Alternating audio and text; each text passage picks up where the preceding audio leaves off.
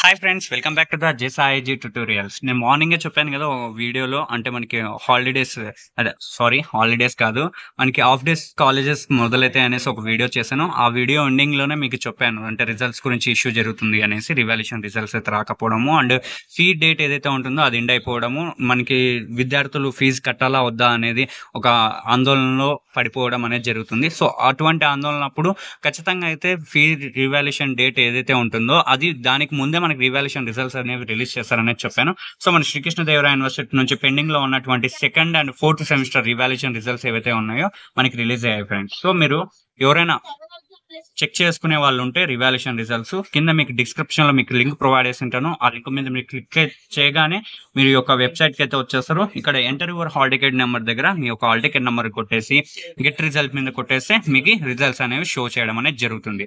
Next వచ్చేసి friends, మీకు results అయితే వస్తాయి, కానీ కొంతమందికి ఆర్ఎంఎస్, నెక్స్ట్ వచ్చేసి పిఆర్ఎంఎస్ అనేసి ఆ విధంగా ఉంటాయి.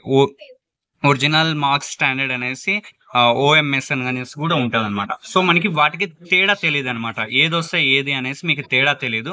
సో మీకు నేను చెప్తున్నా చూడండి, ఆర్ఎంఎస్ వచ్చినాయి అనుకోండి, రివైజ్ మార్క్స్ మేము స్టాండర్డ్స్ అనేసి, అంటే కొన్ని మార్క్స్ చేంజ్ అయి ఉంటాయి. మీకు పాస్ట్ లో 20 మార్క్స్ వచ్చినాయి అనుకోండి, ఇప్పుడు 24 మార్క్స్ వచ్చి ఉంటాయి, అట్లా చేంజ్ అయి ఉంటుంది. నెక్స్ట్ వచ్చేసి పిఆర్ఎంఎస్ అంటే మీరు పాస్ అయిపోయి ఉంటారు, ఫెయిల్ అయిన వాళ్ళు ఉంటే పాస్ అయిపోయి ఉంటారు, కొత్త మార్క్స్ ఎన్ని వచ్చి ఉంటాయో అక్కడ మీకు షో చేస్తుంది.